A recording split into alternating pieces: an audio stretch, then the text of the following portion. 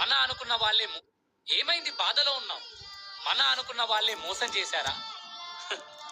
ఇది కలియుగం మిత్రమా. ఇక్కడ అవసరం లేకుండా ఎవ్వడూ నీకు పని చేయడు. కోడి గొంతు కోసేటప్పుడు దానికి నీళ్లు దాపుతారు. ఎందుకో తెలుసా?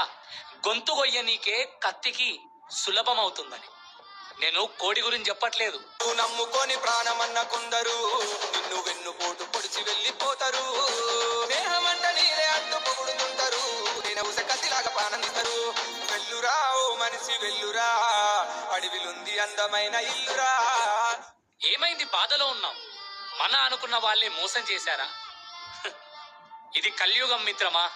ఇక్కడ అవసరం లేకుండా ఎవ్వడూ నీకు పని చేయడు.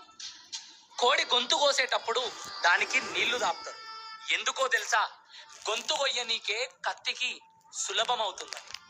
నేను కోడి గురించి చెప్పట్లేదు. నువ్వు నమ్ముకొని ప్రాణమన్న కొందరు నిన్ను వెన్నుపోటు పొడిచి వెళ్ళిపోతారు. స్నేహమంట నీరే అంటూ పొగుడుతుంటారు. తేనె ఊస కత్తిలాగా పానందిస్తారు. వెల్లురా ఓ మనిషి వెల్లురా, అడవిలుంది అందమైన ఇల్లురా. ఏమైంది బాధలో ఉన్నావు? మన అనుకున్న వాళ్ళే మోసం చేశారా? ఇది కలియుగం మిత్రమా.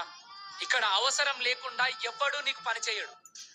కోడి గొంతు కోసేటప్పుడు దానికి నీళ్లు దాపుతారు. ఎందుకో తెలుసా?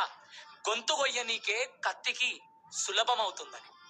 నేను కోడి గురించి చెప్పట్లేదు. నువ్వు నమ్ముకొని ప్రాణమన్న కొందరు నిన్ను వెన్నుపోటు పొడిచి వెళ్ళిపోతారు. స్నేహమంట నీరే అంటూ పొగుడుతుంటారు. తేనె ఊస కత్తిలాగా పానందిస్తారు. వెల్లురా ఓ మనిషి వెల్లురా, అడవిలుంది అందమైన ఇల్లురా.